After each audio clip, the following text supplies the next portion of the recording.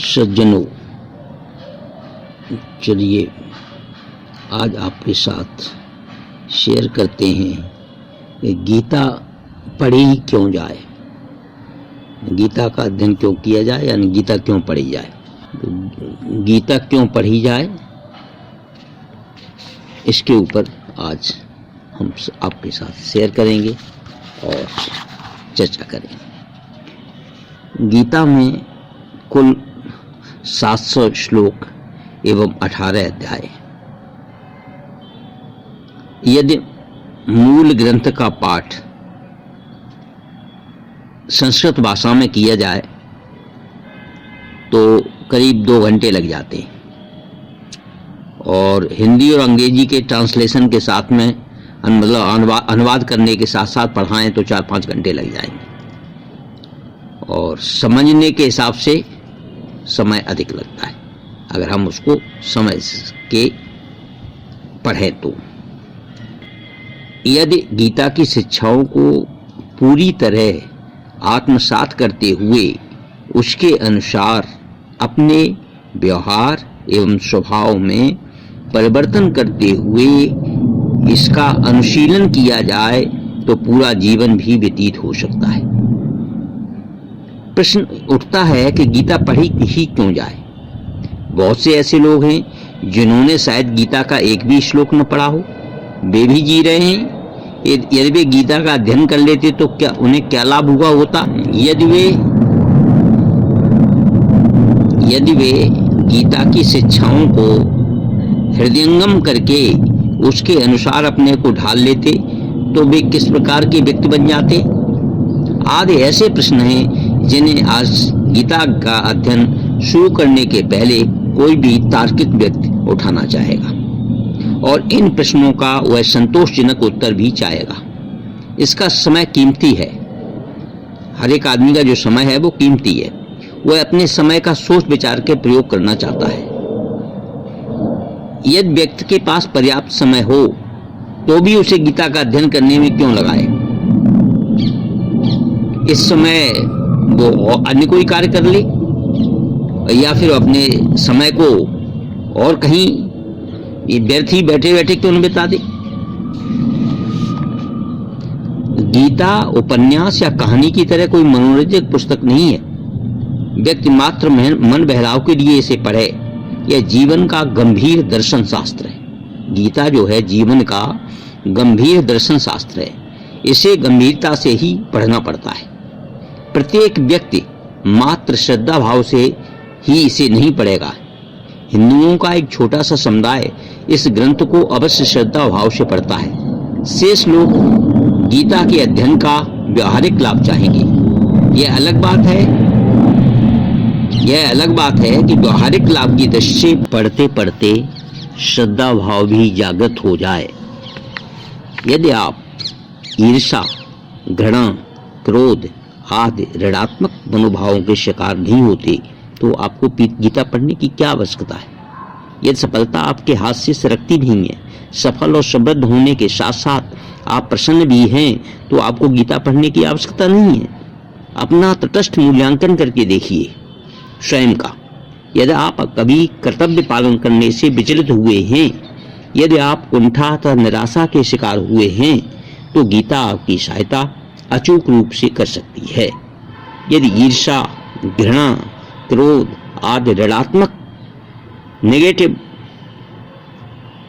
भावनाएं, मनोभाव ने आपको कभी हराया है तो आप इन पर विजय प्राप्त करना चाहते हैं, तो निश्चित रूप से आपको गीता का अध्ययन करना चाहिए।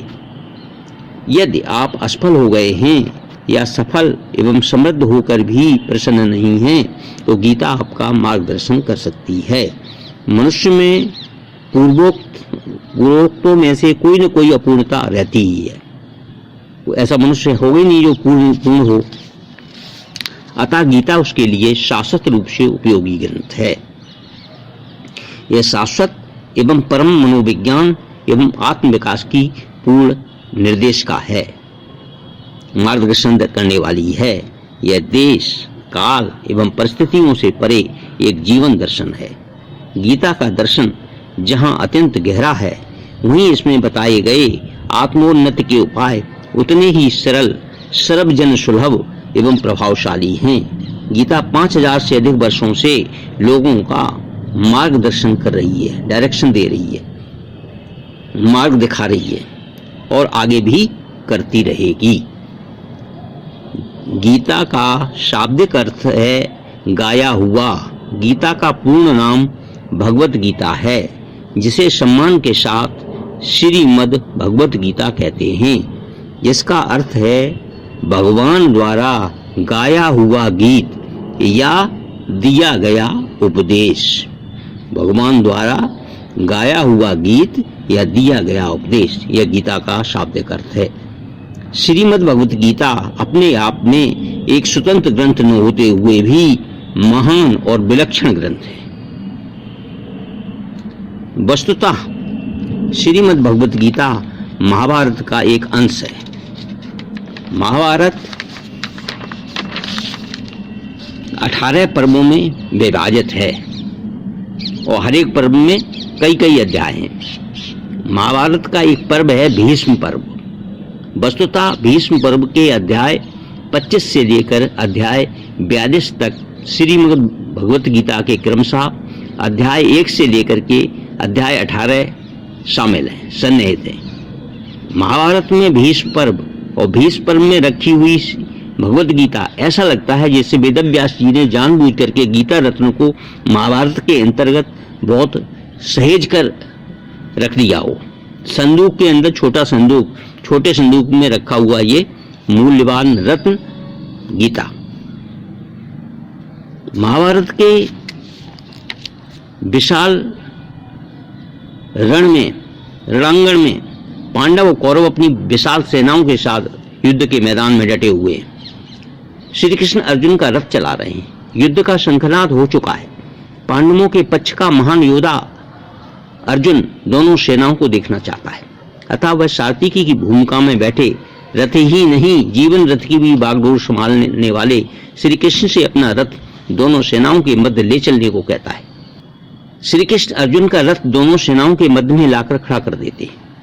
अर्जुन से युद्ध करने के लिए उसके सारे सगे संबंधी ही खड़े हैं। ताऊ, मामा, चाचा, भांजे, भतीजे, साले, बहनोई आदि आदि।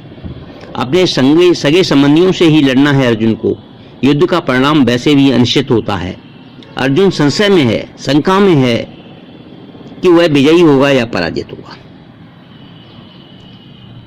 यद्धा जयेम यदि वा न यो जयेयु। वह अनिश्चय और मोह और किंचित भय से भी ग्रस्त है। वह मैदान छोड़कर भागना चाहता है। भागने के पक्ष में बड़े बड़े तर्क खड़े कर देता है। वह अपने तर्कों से पूर्ण संतुष्ट भी नहीं है। संशय की दृष्टि उसमें बनी हुई है, शंका है उसमें। अन्यथा मैदान छोड़कर भाग भी गया होता। वह कृष्ण की इसमें सहमत चाहता है, उनसे कहलवाना चाहता है। कहता है आपका शिष्य हूं और आपकी शरण में हूं। शिष्यते अहिम साधे माम त्वाम प्रपन्नम। श्री कृष्ण जैसा गुरु अपने शिष्य को मैदान छोड़कर भागने का उपदेश कैसे दे सकता है? भागने से तो मृत्यु अच्छी है, पलायन करने से तो प्रतिष्ठा नष्ट होती है, तो युद्ध करने से विजय या वीरगति प्राप्त होती है। दोनों ही प्रतिष्ठा नष्ट होने की तुलना में श्रेष्ठ है। श्री कृष्ण गीता के उपदेश के लिए अर्जुन को पलायन करने से रोकते हैं। अपना जो गीता का उपदेश देते हैं उससे अर्जुन को भागने से रोकते हैं। अर्जुन कर्तव्य मार्ग पर वापस आता है, युद्ध करता है और विजयी होता है। वो कहते हैं भागने वाले के लिए सफलता का द्वार सदा के लिए बंद हो जाता है। विजयी और सफल होने की संभावना प्रयत्न करने वालों के लिए ही रहती है। जो प्रयत्न करता है वो विजयी और सफल होता है। तो हम अनिर्णय की स्थिति होते हुए भी हम कर्तव्य से पलायन करने के लिए तर्क ढूंढते हैं कि इससे हमें ये काम न करना पड़े, क्योंकि इसमें हम पता नहीं हम इसमें सफल होंगे या नहीं होंगे। हम सब जीवन में कभी न कभी शोक और मोहग्रस्त होते हैं। अतः गीता हम सब के लिए, मनुष्य मात्र के लिए आवश्यक है पढ़ना। श्री कृष्ण अर्जुन का रथ चला रहे हैं। हम सब संसार समर के अर्जुन हैं। हमारा भी रथ श्री कृष्ण चला रहे हैं, भगवान चला रहे हैं। वे सनातन सारथी हैं वे हम सभी का रथ चला रहे हैं। अज्ञान और अहंकार के कारण हम उन सनातन सारथी को देख नहीं पा रहे। श्रीमद् भगवत गीता का अध्ययन हमारी आंखों पर से अज्ञान का पर्दा हटाकर हमें भय एवं अहंकार से मुक्त कर देता है। हमें भय एवं अहंकार से मुक्त कर देता है। हम अपने को भी देख पाते हैं और अपने सनातन सारथी को भी। यदि हम भय मुक्त हो गए तो हमारे लिए कुछ भी चीज असंभव नहीं है, इम्पॉसिबल नहीं है। महाभारत का युद्ध आंतरिक भी है और बाह्य भी है। आंतरिक युद्ध में विजयी होना बाह्य युद्ध में विजयी होने से अधिक कठिन है। मन में वृत्तियों का संग्राम चलता रहता है। यह आंतरिक महाभारत है। जो आंतरिक महाभारत में विजयी हो गया उसके लिए बाह्य महाभारत में विजयी होना कठिन नहीं रहता है। गीता आंतरिक युद्ध में विजयी होने के लिए हमें तैयार करती है।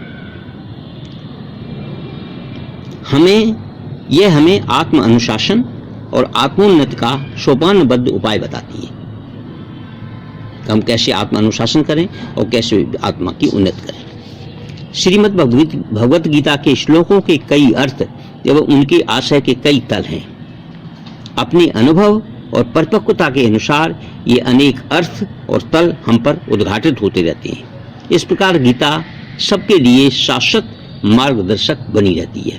यानी ये तर्क पर आधारित है गीता। आप कोई प्रश्न पूछें, उसका जो अर्जुन ने प्रश्न पूछा और उसका उत्तर भगवान श्री कृष्ण ने दिया। अतः यदि हम शोक, भय एवं मोह से ग्रस्त हैं और कर्तव्य अकर्तव्य का निर्णय करने में समर्थ नहीं है, हम डिसीजन लेने में समर्थ नहीं है, तो सब कुछ रहते हुए भी शांत और प्रसन्न नहीं है। हमारे पास सब कुछ है लेकिन भी हम अशांत हैं, प्रसन्न नहीं, असफलता से वंचित एवं अतृप्त हैं। हमें गीता का अध्ययन अवश्य करना चाहिए। गीता परम मनोविज्ञान है, यह शाश्वत मनोविज्ञान है तथा आत्मोन्नति के लिए मार्गदर्शन प्रदान करने में पूरी तरह से समर्थ है। वेदव्यास जी कहते हैं, गीता सुगीता कर्तव्या के मन्ये ही शास्त्र विस्तरई। गीता का ही अच्छी प्रकार यह अध्ययन कर लेना पर्याप्त है। गीता का अच्छी प्रकार अध्ययन कर लेने पर अन्य शास्त्रों का कोई प्रयोजन नहीं रहता है, ऐसा वेदव्यास जी ने कहा है। तो कृपया ये गीता हमारे लिए क्यों आवश्यक है, गीता का अर्थ क्या है, गीता क्यों जरूरी है, हमारी जो हम निर्णय नहीं कर पाते हैं डिसीजन मेकिंग के लिए कितनी जरूरी है, असफलता हम के डर से, भय और मोह से हम ग्रस्त रहते हैं, तो उसके लिए ये मार्गदर्शन का काम कर रही है, आत्म अनुशासन सिखा रही है, आत्म उन्नति के साधन बता रही है। इसलिए गीता का अध्ययन आवश्यक है। ये विचार हमने आपके साथ शेयर किए। अगर आपका ये हमारा जो वीडियो है ये कृपया अगर आपको पसंद आता है तो कृपया इसे लाइक करें, शेयर करें, सब्सक्राइब करें, जिससे और लोग भी इससे लाभान्वित हो सकें। ओम श्री परमात्मने नमः। श्री कृष्णं शरणं मम, श्री कृष्णं शरणं मम, श्री कृष्णं शरणं मम। इति धन्यवाद।